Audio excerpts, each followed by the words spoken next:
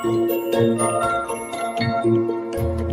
کی نماز کو تمام کائنات کے مسلمانوں پر واجب کیا.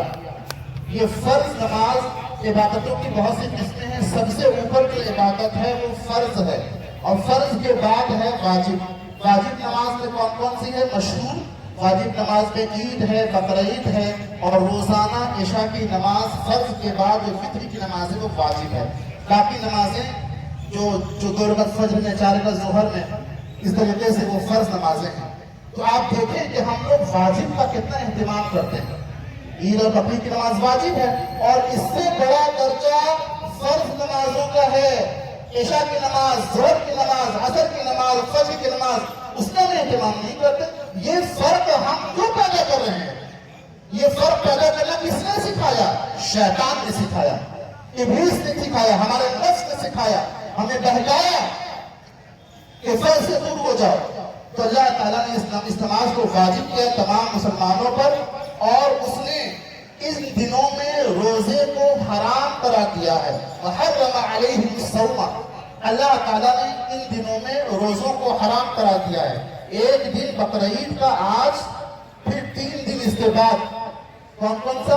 11 تاریخ، 12 تاریخ اور 13 تاریخ ہے. 4 دن ہو گئے اور ایک دن عید کا، عید الفطر کا.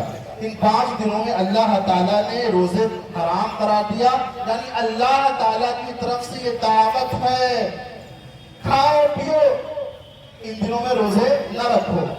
اس کے بعد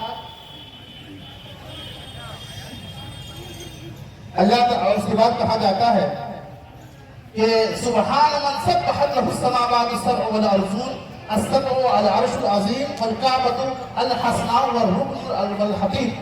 یعنی اللہ تعالیٰ کی پاکی ہے اور اللہ تعالیٰ کی پاکی سب لوگ کرتے ہیں. کائنات کی ساری چیزیں اللہ کی پاکی بیان کرتی ہیں، چاہے وہ 7 آسمان ہو وہ بھی اللہ کی پاکی بیان کرتا ہے، 7 زمین ہو وہ بھی اللہ کی پاکی بیان کرتا ہے، اور کعبہ ہو وہ بھی اللہ کی پاکی بیان کرتا ہے. رکن ہو، خانہ کعبہ کے الگ الگ رکن ہو، کونے ہو، کنارے ہو، وہ بھی اللہ کی پاکی بیان کرتے ہیں. حتیم، خانہ کعبہ کے قریب میں جو گول ایسا آدھا دائرہ کھچا ہوا ہے وہ خانہ کعبہ کا حتیم، وہ بھی اللہ کی پاکی بیان کرتا ہے. اور زمزم بھی اللہ کی پاکی بیان کرتا ہے، مقام ابراہیم بھی اللہ کی پاکی بیان کرتا ہے. لیکن ہائے افسوس، آج کا مسلمان اللہ کی پاکی نہیں بیان کرتا، اللہ کی تعریف نہیں کرتا. گویا ہم لوگوں نے اپنے رب کو بھلا دیا ہے، اپنے رب کو ہم لوگوں نے فراموش کر دیا ہے. بعض نمازی بھی ایسے ہیں کہ جو صرف نماز میں حاضر ہوتے ہیں، ان کا جسم تو حاضر ہوتا ہے، ان کا قلب اور ان کا ذہن نماز میں حاضر نہیں ہوتا.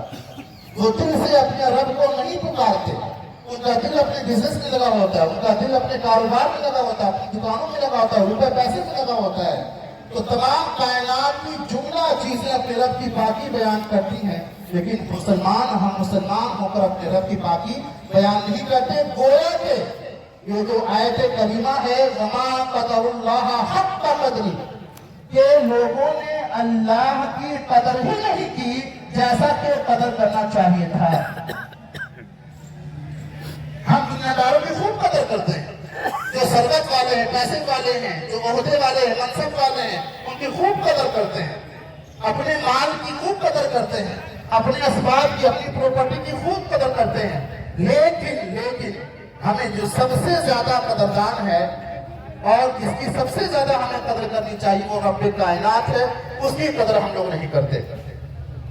محترم حضرات، باتیں تو بہت ہی خطبہ تو اور کافی تھا جس کا ترجمہ پیش کرنا تھا، لیکن چھوٹے سے وقت میں لیکن کوشش یہ کرنا ہوگا کہ آپ کو جاننا چاہیے کہ خطبے میں امام صاحب کیا کہتے ہیں.